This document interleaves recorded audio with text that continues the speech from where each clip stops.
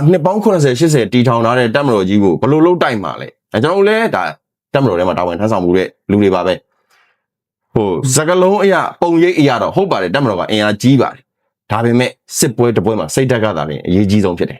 စိတ်ဓာတ်ပြတ်ပြားနေခြင်းဒီစစ်တပ်ရဲ့ကြောရိုးပြတ်ပြားနေခြင်းစီကံပြတ်ပြားနေခြင်းတစ်ခုသာလျှင်ဖြစ်တယ်မင်္ဂလာပါကျွန်တော်က Top 5 Channel ကစီစဉ်တင်ဆက်သူလင်းသူရထုံးပဲဖြစ်ပါတယ်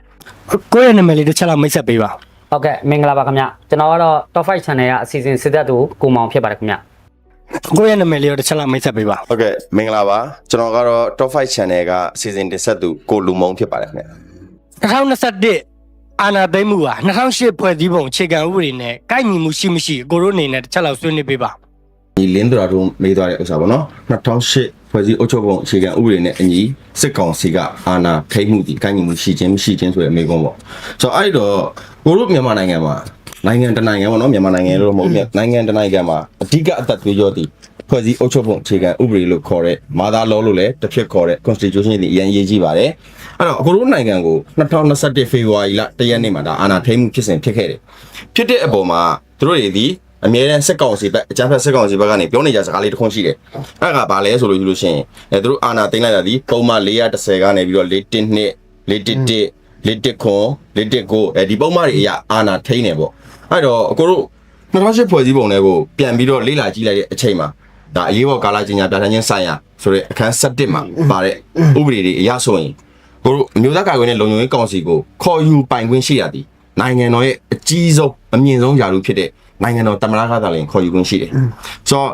့လက်ရှိကိုရိုနိုင်ငံရဲ့အာဏာထိန်းမှုဖြစ်စဉ်မှာစစ်ကောင်စီသည်နိုင်ငံတော်တမန်ရဲ့ကာလုံခေါ်ဆိုမှုအရအာဏာထိန်းခဲ့တာလားဆိုတော့ပြန်စဉ်းစားစရာဖြစ်သွားတယ်။ဆိုတော့ကိုရိုနိုင်ငံမှာရှိတဲ့လက်ရှိတာဝန်ထမ်းဆောင်နေတဲ့တမန်သည်2021ဖေဖော်ဝါရီလ1ရက်နေ့မတိုင်ခင်အထိပေါ့တာဝန်ထမ်းဆောင်သည်တမန်ကြီးဦးဝင်းမြင့်သာလျှင်ဖြစ်တယ်။နိုင်ငံတနိုင်ငံရဲ့အကြီးဆုံးယာရုဖြစ်တဲ့တမန်ကြီးဦးဝင်းမြင့်သည်ကိုရိုဒီအာဏာသိမ်းမှုမဖြစ်ခင်ရက်အထိကိုမတိုင်မီပေါ့နော်မတိုင်မီရက်အထိကိုသူဒီတမရအဆောင်အယောင်နဲ့တမရယာဒူးမှသာလျှင်ရှိတယ်အဲ့တော့တေချာပေါက်ဖေဖော်ဝါရီလ1ရက်နေ့အာဏာသိမ်းမှုဖြစ်စဉ်မှာကာလုံအစည်းအဝေးသာခေါ်ခဲ့ရမယ်ဆိုရင်နိုင်ငံတော်တမရကသာလျှင်ခေါ်ယူခွင့်ရှိတာဆိုတော့ဦးဝင်းမြင့်ကိုဖမ်းဆီးအချုံတော်ခံလိုက်ရပြီးတော့မှအာဏာထိန်းမှုဆိုပြီးတော့လှုပ်လိုက်တာဒီဒါဒီတရားဥပဒေရကိုက်ညီခြင်းမရှိပါဘူးဒါနံပါတ်1အချက်အနေနဲ့ပေါ့ဟုတ်ပြီတကယ်လို့အခုတို့နိုင်ငံမှာတို့စစ်ကောင်စီပဲအကြမ်းဖက်စစ်ကောင်စီတွေကိုအကြမ်းဖက်တောက်တိုင် lobby တွေကအမြဲတမ်းပြောနေကြစကားလေးတစ်ခွန်းရှိတယ်အဲ့ဒါဘာလဲဆိုမဲမတမာမှုဖြစ်တဲ့နိုင်ငံစုပူအောင်ကြွအောင်လုပ်တယ်။ Okay ဒါဆိုလို့ရှိရင်အခု2008ဖွဲ့စည်းပုံအရဆိုရင်နိုင်ငံတနိုင်ငံရဲ့တိုင်းဒေသကြီးတစ်ခုပဲဖြစ်စေပြည်နယ်တစ်ခုပဲဖြစ်စေဒါမှမဟုတ်ကိုယ်ပိုင်အုပ်ချုပ်ခွင့်ရစီရင်စုတစ်ခုမှာပဲဖြစ်စေစုပူအောင်ကြွမှုပဲဖြစ်စေနိုင်ငံတော်ရဲ့အချုပ်အခြာအာဏာကိုယိုယွင်းပျက်စီးစေမဲ့နီလန်းတနည်းနည်းနဲ့ပဲဖြစ်စေဖြစ်လာခဲ့ပြီးဟဲ့ဆိုရင်အဓိကဒီစစ်ကောင်စီကအာဏာစထိုင်ရမှာမဟုတ်ပါဘူး။အဓိကနိုင်ငံတော်တမန်တော်ကနေပြီးတော့အရေးပေါ်ကာကွယ်ရေးနဲ့လုံခြုံရေးကောင်စီကိုခေါ်ယူပြီးတော့မှသာလဲဆက်ဆက်ညှိနှိုင်းဆောင်ရွက်ပြီးတော့ဒါလိုအပ်တဲ့တိုင်းဒေသကြီးတစ်ခုပြည်နယ်တစ်ခုဒါမှမဟုတ်လို့ရှိလို့ရှိရင်ကိုယ်ပိုင်အုပ်ချုပ်ခွင့်ရစီရင်စုတစ်ခုမှာအရေးပေါ်စစ်အုပ်ချုပ်ရေးကာလပြဋ္ဌာန်းချက်တွေသတ်မှတ်မယ်တနိုင်ငံလုံးအတိုင်းအတာနဲ့ချက်ချင်းကြီးလျှက်တစ်ပြက်အာဏာသိမ်းရပါမယ်လို့2008ဖွဲ့စည်းပုံထဲမှာမရေးထားပါဘူးကိုရိုဆရာကြီးပေါ့နော်ဒါရှင်းနေကြီးဆရာကြီးဦးကိုနီပြောနေကြစကားတစ်ခုရှိတယ်2008ဖွဲ့စည်းပုံအရဆိုလို့ရှိရင်ကိုရိုနိုင်ငံဒီအာဏာသိမ်းလို့မရတဲ့နိုင်ငံတနိုင်ငံဆိုတဲ့2008ဖွဲ့စည်းပုံပြဋ္ဌာန်းချက်တွေအရပြောထားတဲ့စကားလေးတစ်ခုရှိတယ်တကယ်လည်းမှန်ပါတယ်အာဏာဆိုတာထိန်းညင်တိုင်းထိန်းလို့မရပါဘူးသိမ်းညင်တိုင်းလည်းသိမ်းလို့မရပါဘူးသူ့ရဲ့တရားဥပဒေစီမင်းပေါင်တွေကပဲသွားရမှာဖြစ်တဲ့အတွက်စစ်ကောင်စီသည်တရားဥပဒေကိုမလိုက်နာတဲ့အကြမ်းဖက်စစ်တပ်မြတ်တာဖြစ်တယ်နောက်တစ်ခုကအကိုတို့နိုင်ငံရဲ့အချုပ်အခြာအာဏာကိုလန်တန်ပြပြီးဓမြတိုက်ခံလိုက်ရတယ်လို့ပဲဒါကတော့အကိုအနေနဲ့မြင်မိတယ်ပေါ့နော်။ဘာကြောင့်လဲဆိုရင်သူတို့ပြဋ္ဌာန်းထားတဲ့သူတို့ကြေညာထားတဲ့ပုံမှန်412 419 419ဒီဥပဒေတွေဒီပုံမှန်တွေအရဆိုရင်သူတို့တွေဒီ protocol အရလောက်သွားတာတခုမှမရှိပါဘူး2021အာဏာသိမ်းမှုရတော့ဒါဥပဒေရတရားမှုဆိုတာကိုကျွန်တော်တို့အနေနဲ့တွေ့ရတယ်ပေါ့နော်။အခုဒီ2025မှာစစ်ကောင်စီကနေပြီးတော့မှရွေးကောက်ပွဲကျင်းပနေတာကိုရွေးကောက်ပွဲကျင်းပတော့မှာကိုကျွန်တော်တို့တွေ့ရတယ်။အဲ့ဒါကိုကိုရိုအနေနဲ့ဒါတရားဝင်မှုရှိမရှိကျွန်တော်တို့တစ်ချက်လောက်ပြောပေးပါဟုတ်ကဲ့အခုဆေးအာနာရှင်ကိုင်းနေပြီးတော့လက်ရှိပေါ့အာနာထိန်းထားတယ်ဆိုပြီးတော့သူတို့ပြောကြားပြီးတော့ဒီနေ့ရေကောက်ပွဲကိုကျင်းပဖို့သူတို့တာဆူနေတယ်ပေါ့ဟုတ်ပြီအဲ့လိုတာဆူတဲ့အချိန်မှာကျွန်တော်တို့ဒီ2008ခြေခံဥပဒေထဲမှာအာနာထိန်းထားတဲ့အဖွဲ့အစည်းက ရေကောက်ပွဲကျင်းပဖို့အတွက်သူတို့လောက်ပိုင်ခွင့်မပေးထားပါဘူးတကယ်တမ်းကျွန်တော်တို့လေးလာတွေ့ရှိထားချဆိုလို့ရှိရင်ပေါ့နော်ဂျားဖြတ်အိမ်ဆောက်ဆိုးရဆိုတာကိုကျွန်တော်တို့အရင်ဆုံးတိဆောက်ရမယ်တိဆောက်ပြီးတော့မှဒီအာနာထိန်းထားတဲ့လူတွေသူ့ရဲ့မူရင်းဌာနကိုပြန်သွားပြီးတော့ဒီအိမ်ဆောက်ဆိုးရနဲ့ပူးတွဲပြီးတော့ဒီရေကောက်ပွဲကိုကျွန်တော်တို့ကကျင်းပပေးရမှာဖြစ်တယ်အဲ့တော့ကျွန်တော်တို့ကရေကောက်ပွဲတစ်ခုလုပ်တယ်ဆိုတာကတရားမျှတခြင်းလွတ်လပ်ခြင်းနဲ့ဒီပတ်သက်တဲ့ဟာတွေပေါ့နော်ကျွန်တော်တို့စံချိန်စံညွှန်းတွေပါတယ်နောက်ပြီးတော့မြန်မာနိုင်ငံရဲ့လက်ရှိဖြစ်တည်မှုအခင်းကျင်းတွေပေါ့ကျွန်တော်သုံးသပ်ကြည့်လိုက်တဲ့အခါကျတော့2008ခြေခံဥပဒေပေါ်မှာဆိုရင်ကျွန်တော်တို့ဒီရေကောက်ပွဲတစ်ခုကျင်းပဖို့ဆိုရင်အနည်းဆုံးမြန်မာနိုင်ငံပရဝိုက်အတွင်းမှာရှိတဲ့ဒေတာ85ရာခိုင်နှုန်းကျော်မှာဒီကျွန်တော်ရေကောက်ပွဲတွေကိုကျွန်တော်တို့ကျင်းပလို့ရမယ်အဲ့ဒါရောနာမည်တည်ငြိမ်မှုမရှိကိုလည်းကျွန်တော်တို့ကထက်သွင်းသုံးသပ်ပြီးတော့ပါကျွန်တော်တို့ကရေကောက်ပွဲကိုကျွန်တော်ကြည့်ရတယ်ဒီနေ့အာနာထိန်းထားတဲ့အာနာသိမ်းထားတဲ့ဒီစစ်ကောင်စီရိုင်းနေပြီးတော့ကျင်းပမဲ့ဒီရေကောက်ပွဲရတော့ဘလို့နီးနဲ့မှာဥပဒေရတော့၎င်းနာမည်အခြေအနေရတော့၎င်းဘလို့မှဖြစ်နိုင်စရာအကြောင်းရင်းမရှိသလိုကျင်းပခွင့်လည်းမရှိဘူးတော့ကျွန်တော်တို့တောင်းတပါတယ်ခင်ဗျဟုတ်ကဲ့အခုလူမောင်းနေနေရောဒီအားနဲ့ပတ်သက်ပြီးတော့ဘလို့တောင်းတလဲဗျခုနကိုမောင်ပြောသွားတာကြီးလေတကယ်မှန်ပါတယ်เนาะတကယ်တရားဥပဒေလမ်းကြောင်းအရာဆိုလို့ရှိရင်ဒါအာနာထိန်းထားတဲ့စစ်ကောင်စီမှမဟုတ်ဘူးပေါ့နော်မြေသည့်အဖွဲ့အစည်းကမှဒါသည်ပြည်သူကရွေးချယ်ခန့်အပ်ထားတဲ့အစိုးရမဟုတ်တဲ့အတွက်ရွေးကောက်ပွဲကိုပြုတ်လုကျင်းပခွင့်တောင်းမှမရှိပါဘူးအဲ့တော့ရွေးကောက်ပွဲတစ်ခုကိုပြုတ်လုကျင်းပတော့မယ်အခုတို့နိုင်ငံက2021မှာသူအာဏာထိန်းသိမ်းခြင်းခံလိုက်ရတဲ့နိုင်ငံပေါ့နော်ဒါကတော့ဒီအကြမ်းဖက်စစ်ကောင်စီရဲ့လက်သုံးစကားအရာပေါ့အခုတို့ဒီမိုကရေစီအင်အားစုတကယ်မြန်မာနိုင်ငံလူနိုင်ငံသားဒီမိုကရေစီပြည်သူတွေကတော့ဒါဒီအာဏာသိမ်းခြင်းလို့ပဲကိုတို့ကသတ်မှတ်ထားကြတယ်ဆိုတော့အဲ့တော့အာဏာထိန်းတည်ပဲဖြစ်စေတိမ့်တည်ပဲဖြစ်စေတကယ်လို့ရွေးကောက်ပွဲတစ်ခုကိုပြုလုပ်ကျင်းပမယ်ဆိုရင်နိုင်ငံဝန်ထမ်းဖြစ်တဲ့စစ်ကောင်စီကနေရွေးကောက်ပွဲကိုဦးစီးဦးဆောင်ပြုလုပ်ကျင်းပဖို့မရှိပါဘူးရွေးကောက်ပွဲတို့မြည်သည်ပြည်သူကရွေးချယ်ခန့်အပ်ပြီးတော့မှတမရတင်မြောက်ရတဲ့ပြည်သူဆန္ဒခံယူပွဲဖြစ်တဲ့အတွက်ရွေးကောက်ပွဲတစ်ခုကိုကျင်းပတော့မယ်ဆိုရင်ကိုတို့ကစစ်ကောင်စီကနေပြီးတော့ဒါအရက်ဖက်ဆိုင်ရာယာယီအစိုးရတစ်ခုကိုဖွဲ့စည်းအဲ့အဖွဲ့အစည်းကနေမှသူကရွေးကောက်ပွဲနဲ့ပတ်သက်တဲ့သက်ဆိုင်ရာကော်မရှင်ပေါ့ UEC ကိုဖွဲ့စည်းပြီးတော့မှသာလျှင်ဒါရွေးကောက်ပွဲကိုပြုလုပ်ကျင်းပရတာဖြစ်တယ်ဆိုတော့ကိုတို့နိုင်ငံမှာစစ်ကောင်စီကလက်ရှိကိုတို့နိုင်ငံရဲ့ဗဂရီတရားကိုသူကယာယီမေးပြောက်လိုက်တယ်သူ့ရဲ့နိုင်ငံရေးထွက်ပေါက်အနေနဲ့ပေါ့ယာယီမေးပြောက်လိုက်တယ်မေးပြောက်ပြီးတော့သူကဘာလုပ်လိုက်လဲဆိုရင်သူကလျှက်တစ်ပြက်ကိုကြေညာလိုက်တာကိုအများပြည်သူတွေလည်းသတိထားမိလိမ့်မယ်ထင်တယ်သူကဘာလုပ်လိုက်လဲဆိုရင်သူကစစ်အုပ်ချုပ်မှုကိုအုပ်ချုပ်ရေးရန်တရားကိုယာယီရပ်တန့်လိုက်ရပ်တန့်တဲ့ဥစ္စာကိုကြေညာစာတမ်းနဲ့ statement ထွက်လာတာလည်းကိုတို့တွေ့ရတယ်မြင်ရတယ်ဆိုတော့ဒီဥစ္စာတွေလုပ်ပြီးတဲ့နောက်မှာရွေးကောက်ပွဲကိုစိုင်းပြင်းလာပြီနံပါတ်1တစ်ချက်မှားယွင်းခြင်းဖြစ်နေတယ်ဘာလို့မှားလဲဆိုတော့အကိုနိုင်ငံဒီပကတိတည်ငြိမ်အေးချမ်းသွားတဲ့နိုင်ငံတစ်နိုင်ငံမဟုတ်ဘူးလက်ရှိ civilian war လို့ခေါ်တဲ့ပြည်တွင်းစစ်ကိုသူ control မလုပ်နိုင်ဘဲနဲ့ရွေးကောက်ပွဲကိုဥတီလိုက်တာဆိုတော့စစ်ရေးကိုပုံမပြင်းထန်လာစေနိုင်တယ်နောက်တစ်ခုကဒီရွေးကောက်ပွဲဒီတတိမှန်ချင်းမမှန်ချင်းဆိုတဲ့အပေါ်မှာညီသည့်ပါတီကိုကိုစားပြုလဲဒါမှမဟုတ်နိုင်ငံအတွက် president လို့ခေါ်တဲ့တမရကိုရွေးချယ်တင်မြှောက်ရမယ့်အခမ်းကဏ္ဍမှာစစ်ကောင်စီကဦးစီးဦးဆောင်လုပ်နေတယ်ဆိုရင်ဒီရွေးကောက်ပွဲဒီမှန်ကန်ဖို့အတွက်ရာခိုင်နှုန်းတော်တော်နည်းတယ်လို့ဒါအကိုရှုမြင်သုံးသပ်မိပါတယ်ကဲလို့စစ်ကောင်စီအနေနဲ့ဒီ2025မှာရွေးကောက်ပွဲကိုမဖြစ်မနေလောက်လာခဲ့ပြီဆိုလို့ရှိရင်မြန်မာနိုင်ငံမှာကျွန်တော်တို့အစုအဖွဲ့တစ်ခုအနေနဲ့ယုံကြည်ရမယ့်အဖွဲ့အစည်းမျိုးရှိပါသလားဟုတ်ကဲ့ကျွန်တော်တို့လက်ရှိမြန်မာနိုင်ငံပေါ့ဒီရေကောက်ပွဲလောက်လာတဲ့ခါကျရင်ပါတီအင်အားစုတွေကအနေနဲ့အများမဆိုပြည်သူ့အတွက်ဆိုပြီးတော့ဟစ်ကြေးတန်နဲ့ကျွန်တော်တို့နိုင်ငံရေးခင်းချင်းတဲ့ကိုဝင်လာတယ်ပေါ့နော်အဲ့ဒီအချိန်မှာကျွန်တော်တို့ပြည်သူကတခဲနဲ့ထောက်ခံအားပေးထားတဲ့ NLD ကိုပါတီကိုဖျက်သိမ်းပြီးတော့ပေါ့နော်သူတို့ရေကောက်ပွဲကိုလုံမယ်လောကောက်ပွဲကိုပြင်ဆိုင်မယ်ဆိုပြီးတော့အခုကျွန်တော်တို့ပါတီပေါင်း60နီးပါးကြားရတယ်ပေါ့နော်ဟုတ်ပြီအဲ့ဒါဆိုကျွန်တော်တို့ကအ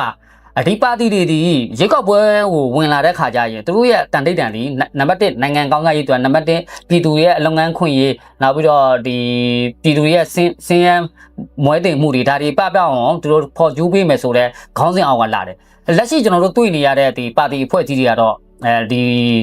သူတို့ကြွေးကြော်ထားတဲ့ဟာတွေနဲ့လုံးဝကိုကိုက်ညီမှုမရှိသလိုမြင်လဲမသိမြင်တွေ့ရဘူးပေါ့နော်ဒါကြောင့်ကျွန်တော်တို့ကဒီလိုပြောလဲဆိုရင်ဟုတ်ပြီဒီကျွန်တော်2021အာနာသိန်းတာပဲဖြစ်ဖြစ်အာနာထိန်းတာပဲဖြစ်အခင်းချင်းရရင်တော့ဒီနေ့2025ဒီအခင်းချင်းတွေကိုပြန်ကြည့်လိုက် ကျွန်တော်တို့မြန်မာပြည်မှာဆိုရင် data လိုက်ပြည်နယ်လိုက်တိုင်းလိုက်လူတွေတည်ကြည်နေရတယ်ပြည်သူတွေအိုးအိမ်တွေပြစ်ပြီးတော့ထွက်ပြေးတင်းရှောင်နေရတယ်အဲ့လိုအနေအထားမျိုးမှာဒီနိုင်ငံကိုကိုစားပြုမယ်ပြည်သူကိုကိုစားပြုမယ်ဆိုပြီးကြီးတော်တဲ့လူတွေကဝန်내ချင်းကြေခွဲကြောင်းဘာညာ statement ဘာတစ်ခုမှမထုတ်ပဲနဲ့သူတို့ရဲ့အဖွဲ့အစည်းသူတို့ရဲ့ကိုကြိုးစီးပွားရေးအတွက်ကိုဒီရွေးကောက်ပွဲကိုပါဝင်ပြီးတော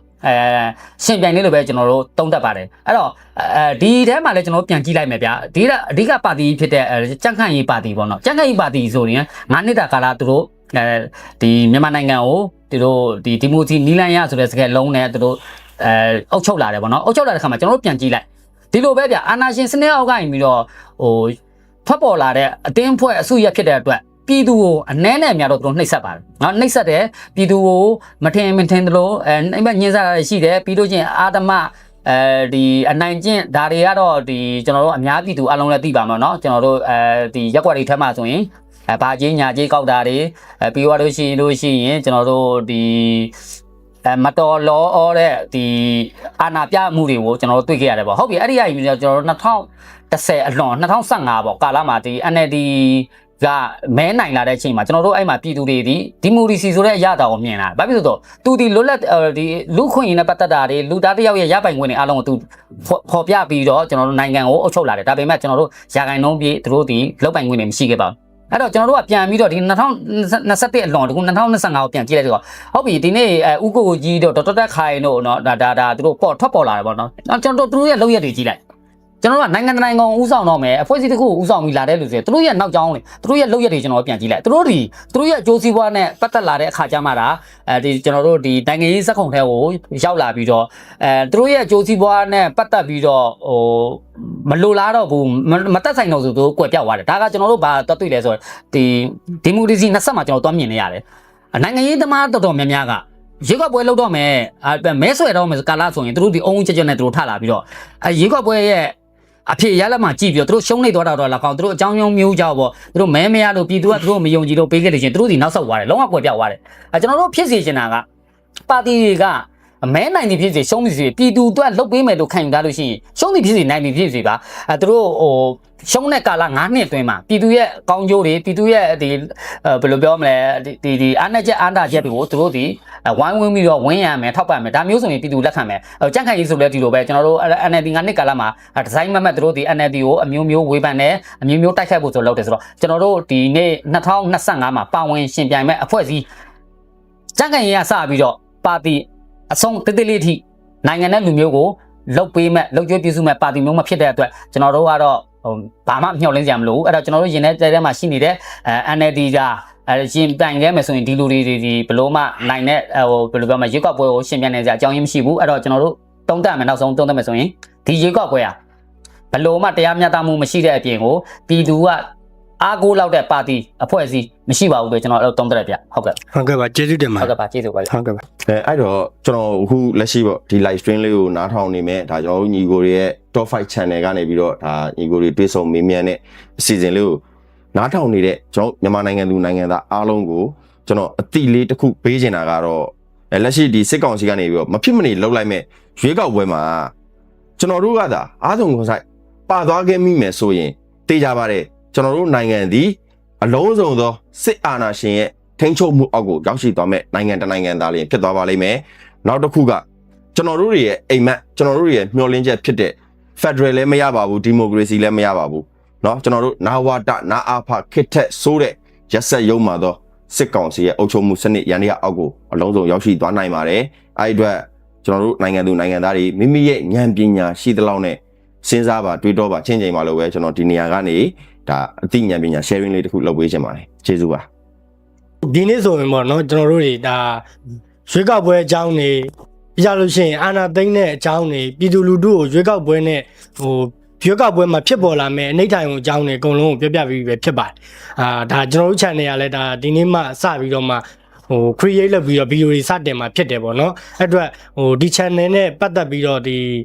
ီပူပေါင်းကျင်တာမျိုးပြောကျင်တာမျိုးရှိတယ်ဆိုလို့ရှိရင်ဒါလာပူပေါင်းလို့ရတယ်ပေါ့နော်ပြလို့ရှိရင်ကျွန်တော်ကိုယ်တွေအနေနဲ့လည်းဒီ channel မိတ်ဆက်လေးတစ်ချက်လောက်ပြောပေးပါဟုတ်ကဲ့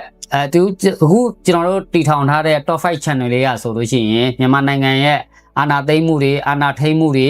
ပြီးစီးသတင်းသုံးသက်ချက်တွေပြီးလို့ရှိရင်ထောက်ပို့ရေးရာနဲ့ပတ်သက်ပြီးတော့ဖြစ်ပြောက်တဲ့အရာတွေအပြင်ကျွန်တော်တို့ရွှေ့ပြောင်းအလုပ်သမားတွေရဲ့အခန်းကဏ္ဍတွေကိုလည်းကျွန်တော်တို့ top 5 channel ရရင်အလင်းတင်တယ်လို့ကျွန်တော်တို့ထုတ်ပြန်ပြီးတော့ကျွန်တော်တို့သတင်းတင်ဆက်သွားမှာဖြစ်ပါတယ်အဲ့တော့အများပြည်သူကိုကျွန်တော်တို့ပြောချင်တာကမိမိရင်ထဲမှာဖြစ်နေတဲ့ဖြစ်ပေါ်နေတဲ့ခန်းစားချက်တွေရှိပါတယ်ဆိုရင်ကျွန်တော်တို့ top 5 channel မှာလာရောက်ဆက်သွယ်ပြီးတော့ရင်သွင်းခန်းစားချက်လေးကို top 5 channel ရနေပြီးတော့ရင်ဖွင့်လို့ရပါတယ်လို့ကျွန်တော်ဖိတ်မှန်တကပြုပါတယ်ခင်ဗျ